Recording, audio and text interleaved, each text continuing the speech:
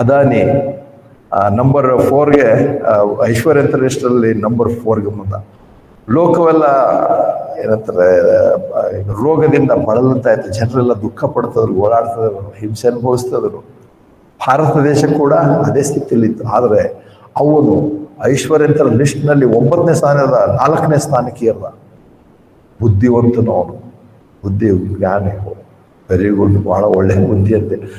ಅಂದರೆ ನಾವು ಕ್ರಿಸ್ತ ವಿಶ್ವಾಸಿಗಳಂತೇಳಿ ಇಂಥವುಗಳನ್ನು ನಾವು ಏನಂತಾರೆ ಮಾಡೆಲ್ ಹೀರೋವಾಗಿ ನಾವು ನೋಡ್ತೇವೆ. ಈಗ ಬೈಬಲ್ನಲ್ಲಿ ಅದೇ ಹಾಗೆ ನಾನು ಮಾಡಿದ್ರೆ ಪವಿತ್ರಾತ್ಮ ಭರಿತರಾಗಿಲ್ಲ. ಕೊರೋನಾ ಟೈಮಲ್ಲಿ ಎಷ್ಟೋ ಪಾಸ್ಟರ್ಗಳು ಏನಂತಾರೆ ನಷ್ಟ ಅನುಭವಿಸಿದ್ದಾರೆ, ಸೋಲು ಅನುಭವಿಸಿದ್ದಾರೆ, ಚರ್ಚ್ಗಳಿಲ್ಲ, ಮರಣ ಹೊಂದಿದ್ದಾರೆ, ಏನೇನ ಚರ್ಚ್ಗಳಾಗಿದೆ, ಪಾಸ್ಟರ್ಗಳಾಗಿದ್ದಾರೆ, ಕ್ರಿಸ್ತ ವಿಶ್ವಾಸಿಗಳು ಅನುಭವಿಸಿದ್ದಾರೆ. ಅವರೆಲ್ಲ ಬುದ್ಧಿವಂತರಲ್ವಾ? ದೇವರ ದೃಷ್ಟಿಯಲ್ಲಿ ಪವಿತ್ರಾತ್ಮ ಭರಿತರಾಗಿದ್ದಾರೆ, ಬುದ್ಧಿವಂತರೇ.